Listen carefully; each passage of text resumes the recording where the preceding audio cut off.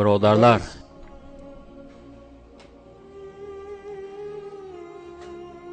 men sizlardan bir narsa so'ray.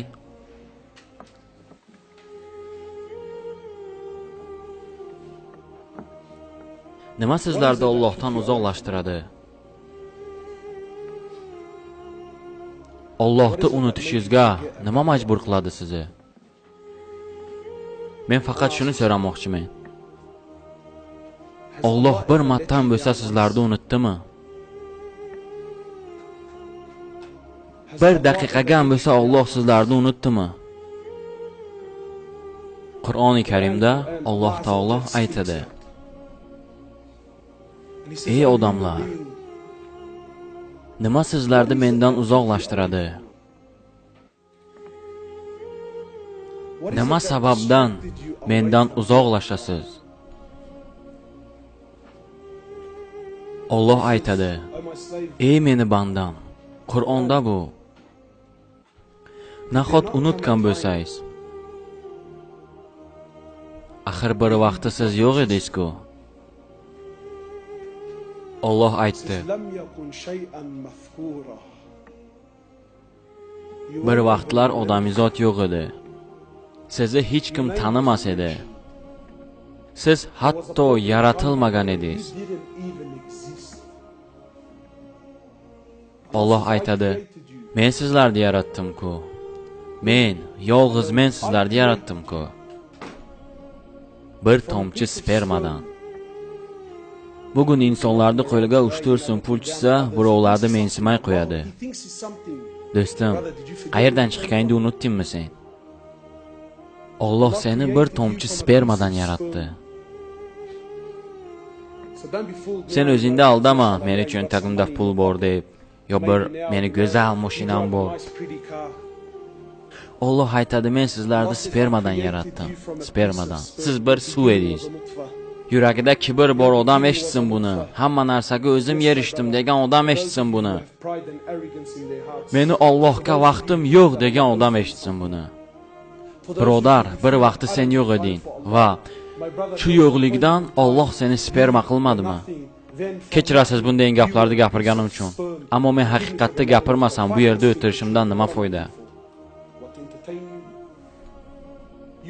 Siz bir tomchi sperma edingiz. Agar o'sha sperma yerda bo'lsa, birov pul berganda shuni usha deganda ushamas edingiz.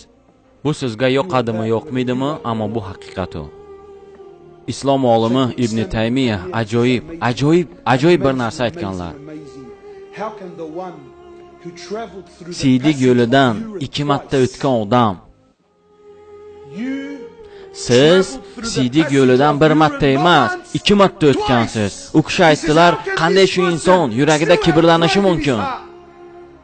Alloh aytadi: Men sizlarni bir tomchi spermadan yaratdim. 3 qavat bo'lgan onangizni rahmiga yaratdim. Men senga chehra berdim. Men senga jon berdim. Qayerda edi seni oilang? Qayerda edi seni boyliging? Qayerda edi seni sevgiling? Seni interneting qayerda edi? Men seni yaratganimda bu narsalar qayerda edi? Bugun shular sababli mendan uzoqlashyapsan. Shu narsalar onangni qornida bo'lganingda qayerda edi? Bugun shu narsalar sababli mendan uzoqlashyapsanmi sen? 9 oy onangni qornida men seni boqmadimmi? Puling yo'q edi, fabrikang yo'q edi, olim emas eding, kompaniyang yo'q edi, hech niman yo'q edi. Men seni boqmadimmi 9 oy? 9 oy onangni qornida kim seni suvda cho'milishni o'rgatdi? Kim? Qaysi maktab? Kim senga onangni qornida 9 oy suvda turishni o'rgatdi? Alloh. 9 oydan keyin Alloh imkonsiz narsani imkonli qildi.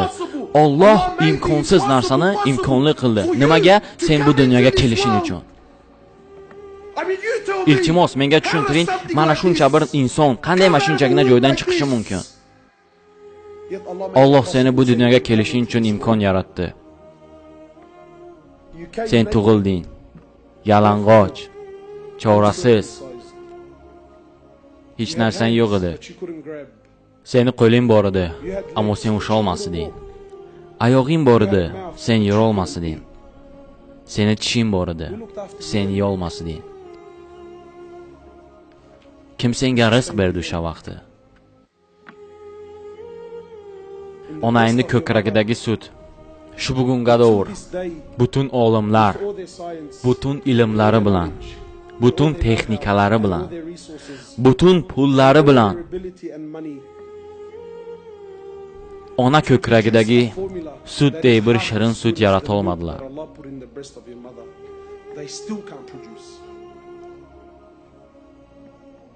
Ammo Alloh bu sutni onangni ko'kragiga kim uchun joylashtirdi?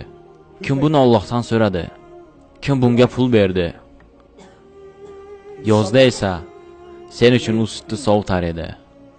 Qishda esa sen uchun u sutni isitar edi. Kim bularni qilardi sen uchun? Har kecha seni kim qarar edi? Onangchi onang, kechasi bilan uxlamasdan seni tervatib chiqqan onaga shunday sevgi bergan kim? Kechasi bilan seni tervatib chiqishga nima majbur qiladi? Allohning sevgisi emasmi? Seni qo'llaring tuta olmas edi, Alloh bunga ruxsat berdi. Oyoqlaringchi yura olmas edi, Alloh bunga ham ruxsat berdi. Alloh senga tish berdi. Alloh senga aytayapti. Alloh senga aytayapti. Seni yuraging har bir urishi uchun Allohdan ruxsat so'raydi. Alloh bir martadan bo'lsa yo'q dedimi? Tasavvur qiling, bir kunda 100 mingga yaqin yurak urishi. Alloh bir martadan bo'lsa yo'q dedimi? Seni vujuding Allohdan ruxsat so'raydi nafas olish uchun. Alloh bir martadan bo'lsa yo'q dedimi? Hatto sen harom qilayotganingda, hatto sen zino qilayotganingda, hatto o'zingga o'zing zarar berayotganingda, Allohning g'azabini keltirganingda, Alloh harom qilgan narsani qilayotganingda, o'zingni zararing uchun qilayotganingda, hatto o'sha vaqtda seni yuraging Allohdan ruxsat so'raydi. Alloh o'shanda ham ruxsat beradi.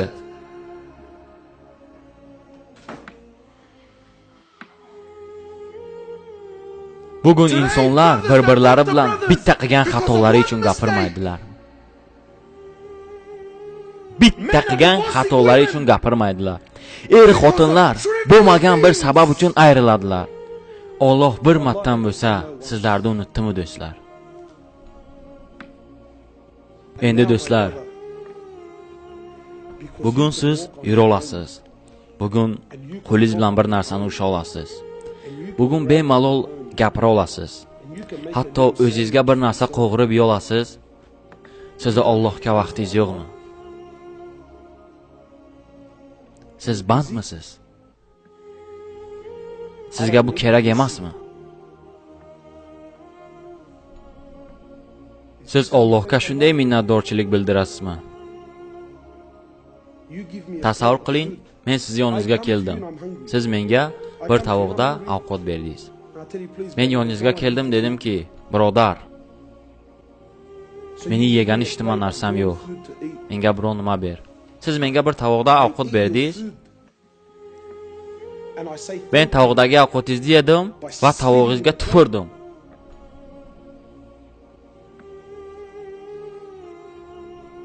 Siz meni nima qilgan bo'lardingiz? Allohga qasamki, birodarlar, bizi Allohga ehtiyojimiz bor. Allohda bizga ehtiyoji yo'q.